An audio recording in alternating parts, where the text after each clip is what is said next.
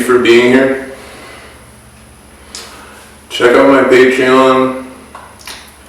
Check out my Instagram. PM me. Subscribe and follow if you haven't already. If you want to learn more about yourself, stick around. And definitely hit me up. That's the best way. If you want to learn about yourself, or learn about how you associate with others in relationships, PM me and we could get a video going. And get some buzz for you. So you can, learn about yourself.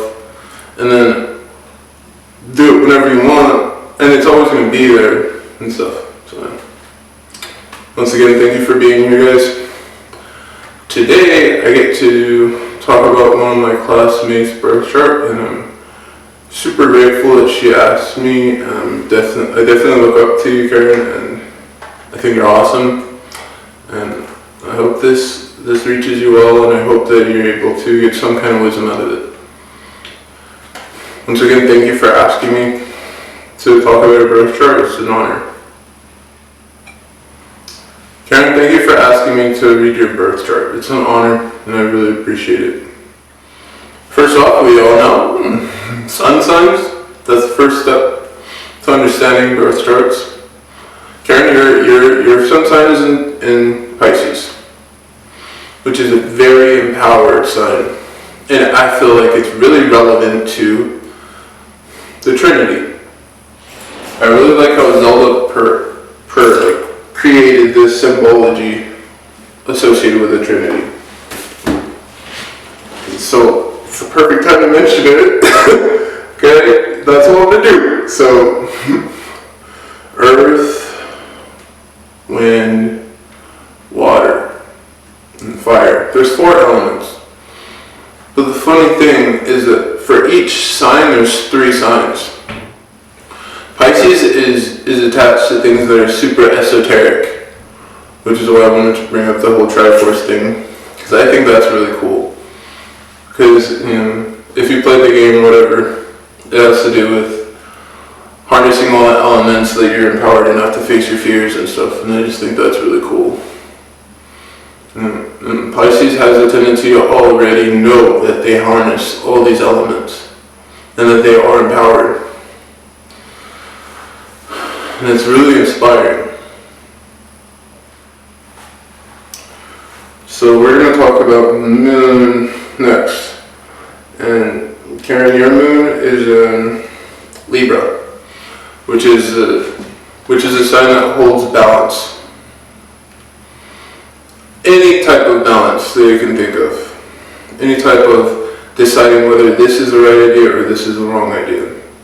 It takes a lot of time to understand what is right. And it takes patience. And Libra is a perfect conduit for being patient and deciding. Even if someone's rushing Libra, and that happens often, it doesn't matter, because the goal is to get everything right the first time. Period. No matter how hard you're working to figure out what it is, that it's going to balance everything out. No matter what, you just always stay focused until you get that right answer. And then that's when the decision is made. Libras are pretty good leaders because they always make the right decisions. But some would say, they take too long. But it's still very good to be sure, to be positive. It's key. So I just had this crazy thought. Aries jumps into stuff, and then Libra picks out what the right thing is, and then they use that, and they ground everything, and then they decide, and then that decision is usually the best one. So that's really cool. But that's the whole opposition coming into understanding, because there's opposition between Aries and Libra. Because Libra is very patient and Aries is not. They're extremely impatient. So harnessing the energy correctly takes a lot of effort. Harnessing the energy of, okay, I get to embrace being aggressive and not being aggressive. And that's possible. It's possible. People go to school for it. Judges go to school for that kind of stuff. To work to work in a court and to be the judge, it takes a lot of schooling, because it's a really big deal.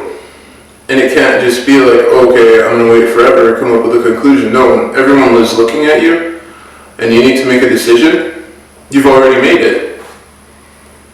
And it's based off of what everyone has said. So that's really cool. So the sun, moon, and then we have ascendant. So your ascendant is in Taurus. Meaning that you're really patient and understanding and forthgoing when things need to be done. You just take care of them. It's no what if this, what if that. It's no, you just go and do it. No matter what it is, because that's just the energy. Taurus's energy is just wither, go through the storm. The storm doesn't exist, I am it. So it's a very empowered placement. You're rising. So that's your veneer, how you show up to people. Okay. So your moon, which is in Libra, is the way you think emotionally. And your ascendant, which is in Taurus, is the way you show people who you are. Like, I don't give a crap. I'm just going to be me, and I'm going to be awesome. Okay? And then you have your ascendant, this. And then you have your sun. You have your sun, which is who you exude, how you shine. Everybody's a lump of gold, right? Everybody's gold, imagine. Everybody has a sun sign. So that's everyone's gold, and you hold that to your chest. And you're running around with this necklace, this big old amulet, a gold amulet. This is me. And that's the sun. It's just exuding outwards. It's like your light, your solar plexus energy.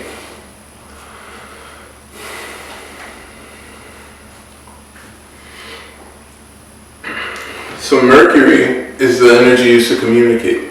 Also, by the way, so since your ascendant is in Taurus, your descendant is in Scorpio, which means that Scorpio is a sign that, is dark, is not intimidated by stuff, goes through things, kind of just like Taurus, except Scorpio is more aggressive when it comes to everything, and they don't necessarily rest.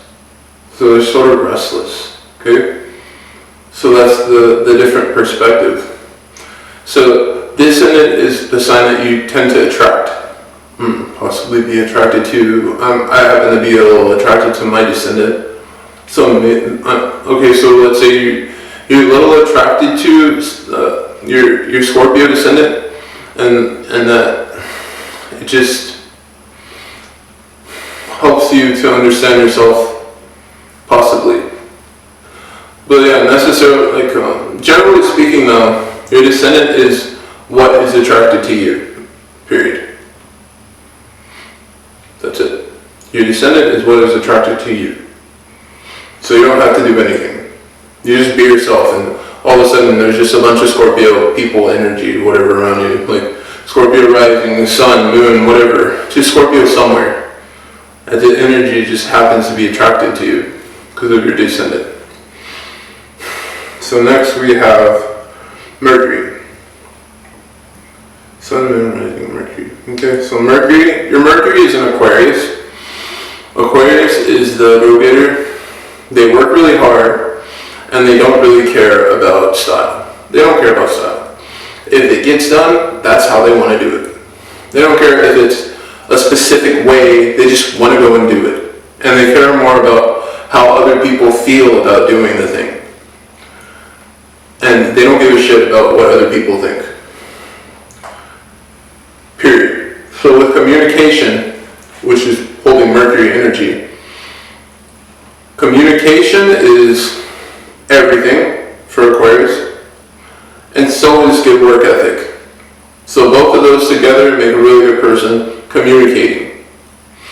So you're going to communicate really well with a lot of people about whatever you feel like communicating about, goddammit. And it's going to help you to be empowered, period. It doesn't matter how it happens. And that's the way you're communicating yourself. I don't care how it happens, but everything is awesome. And everyone is working in the productive way to create things that are awesome. And I'm awesome. Boom. It's pretty cool. Fireworks, whatever. Anyways, so Venus is in Aries. Aries in Venus is a sign that is really hardcore. Doesn't care about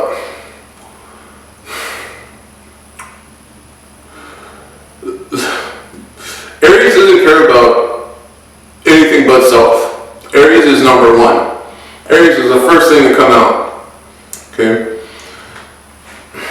Aries is number one. Like, that has to be it.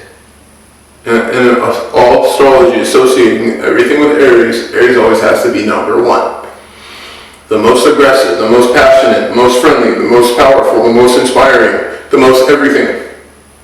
Period. There is no nothing. That's it. That's just how it is. Period. After everyone gets that your Venus is in Aries, and then everyone respects you, and then everything just happens. And that's how that works. Very strong placement. Aries always does things first. They don't necessarily completely finish everything, but they start everything. Which is really inspiring, because it's the spark. It's the spark of the fire. It's the the energy that starts everything. That's Aries. So you having Aries in your Venus, that's how you want to start things in your life. So when you want something, it's already yours. That's how that works. Through Venus and Aries. So, baby's got candy that you want? Oh, well, the baby doesn't have the candy anymore. Nobody knows where it went. Oh, and all of a sudden you have candy. That's the vibe. But it's not necessarily bad. But not metaphor is kind of bad. But there's a lot of good metaphors towards that also. It's just when something needs to happen, it just happens. There's no other explanation.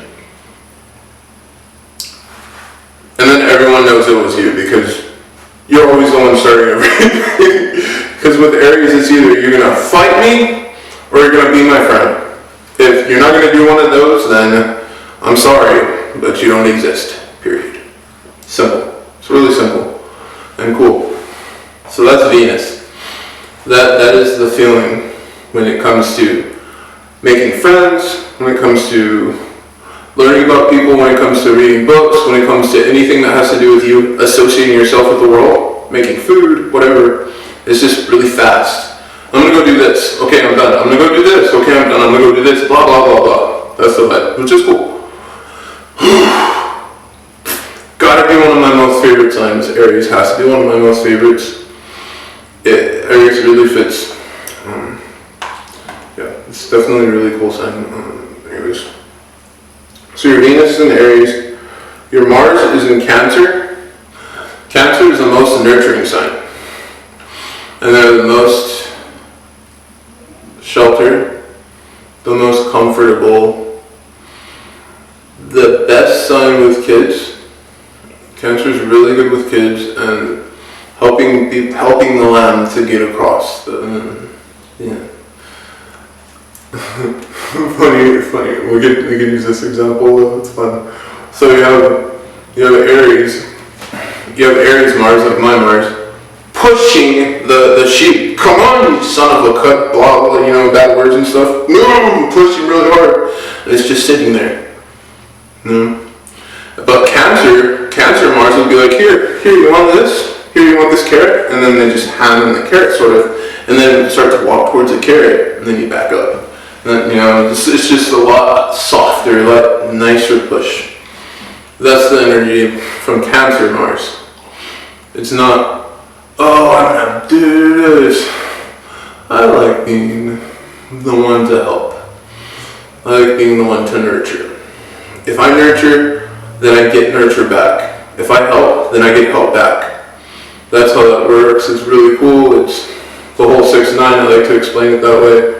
Another thing I like to explain it is that, so if you teach someone something, you get to learn it twice. So if you're helping someone, Cancer Mars, Karen, if you're helping someone, I'm trying to speak through your Cancer Mars, okay. So if you're helping someone learn something, whatever it is, if you teach them to do that, then no matter how much you know about whatever you know, if you're teaching someone and you're getting frustrated because they don't understand, that frustration is going to subside because eventually that person will learn, and then you'll have learned the thing that you have taught that person 2 times instead of once, which is really cool. Jim Quick has this book, Limitless, talks about a lot of different mind mapping things, a lot of different things to program your mind with. Not sponsored by that, but I just really love the book. I think it's a really cool book, and yeah, definitely recommend. So that's for Mars and Cancer. Jupiter is in Capricorn. And Capricorn is very strict at working, takes care of work, goes straight and narrow. Straight and narrow path. All the way there, you know what I'm saying? So, it's like, okay, so my goal in life is to handle this, okay? That's Jupiter. You have Jupiter and Saturn in Capricorn. So those are really strong placements. I feel like they're really relevant in your personality. Jupiter and Saturn. I feel like they're the most relevant sign in your birth chart, to be completely honest with you. Because your ascendant is also an earth sign, and your Jupiter and Saturn are earth signs. And that's why I feel like it's significant. You have 3 earth sign placements that have to do with you. You have an earth sign placement in your Saturn, which is your work ethic, and then you have an earth sign placement in Jupiter, which is your learning, how you learn. And then in your ascendant, which is how you show yourself. And then you have Mars in Cancer, which supports Earth. Even though it's opposing it, it still supports it. Cancer and Capricorn are opposed to each other, meaning that they're opposite. And opposite signs don't necessarily attract, but they do, because, for example, Capricorn likes to work really hard, but Cancer likes to love really hard. So those 2 things don't necessarily go together. Like, oh, I want to nurture you and take care of you. Capricorn's like, dude, just let me work, right? And Cancer's like, no, let me take care of you. So there's a little battle there. But if both can accept each other, then work and play become really significant, and they help with creating one's life. So there's a balance that has to be found there between your Mars and your Saturn and Jupiter, which isn't really bad. That's actually kind of cool. So you're passionate about nurturing, but your Saturn and Jupiter, you're passionate about staying focused on work and staying on the narrow path. And you don't want anyone to bother you. But your Mars is in Cancer, so you actually have to step out of your way to help others. If you balance those out, then you're just going to be badass. That's my opinion, personally. Jupiter and Saturn are the last signs I'm going to talk about. I just have to tell you about the whole Cancer thing really quick before I finish. Okay. Well, we'll talk over everything one more time before I finish. Okay, so Jupiter and Saturn. So Saturn, work ethic. Saturn in Capricorn is actually in its home. Saturn is ruled by Capricorn, so that's a really good placement. It means that you're going to have a really awesome work ethic. on point work ethic, because Capricorn is literally ruled by the sign that you are created from, right? So Capricorn and Saturn, you have Capricorn and Saturn, and Jupiter and Saturn. So as you're working really hard, you're actually learning really fast, because Jupiter is the biggest planet in our solar system. So you have this big old giant gas Jupiter planet, which is wisdom. It is luck. It is whatever you want to call it. I like to call it luck. Well, I don't like to call it luck, but everyone else does. I like to call it the planet of work ethic. So you have the planet of work ethic and the planet of work in the same placement. So that makes you a very strong working person that learns from their job. So your job teaches you. That's what that says. Jupiter and Saturn and Capricorn say that you have a job that teaches you how to become more awesome. Inevitably, no matter what job you pick, you're always going to be learning from your work ethic. That's really cool. That makes me excited for you.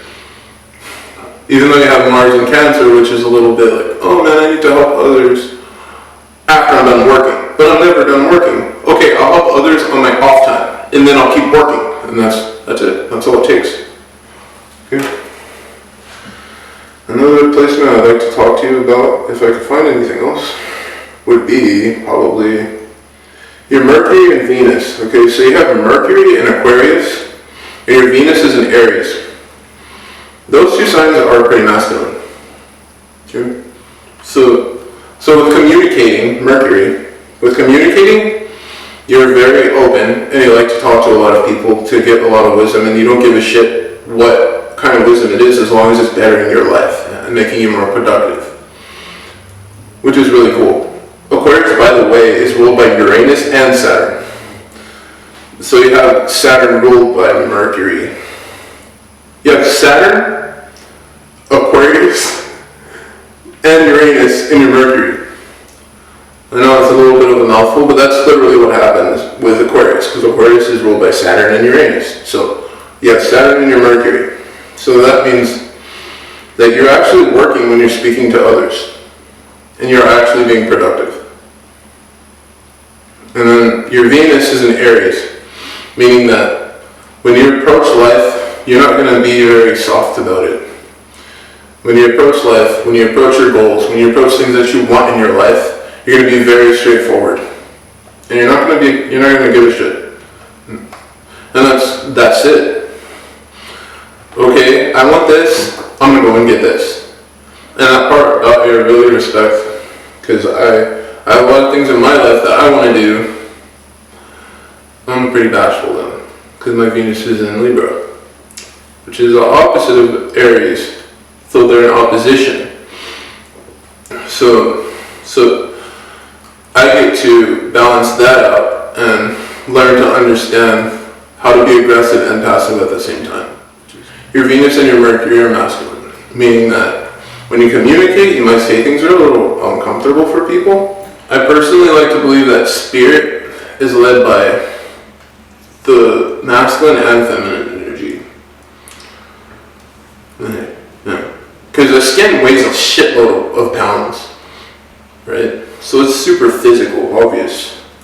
And then the mind has all these nerve endings that go all over the body, and they control the body's movements. And if you're not in the right mindset, all those nerve endings are going to make you feel really bad. You're not going to do anything. So that's how I make the connection. With communicating and with getting the things you want, you can be a little more aggressive than most. I hope you get some wisdom out of this, and I hope you have a great rest of your night. And everyone else, I hope you guys get wisdom out of this too, because this is not just for my classmate, because you guys can all use this, all of this. You can use all of the signs, and you can associate them to whatever you want. Just play with it. I definitely suggest playing with it, because it helps you to understand yourself better, and you definitely want to understand the people around you better. So thank you for your time, everyone, and have a great rest of your night.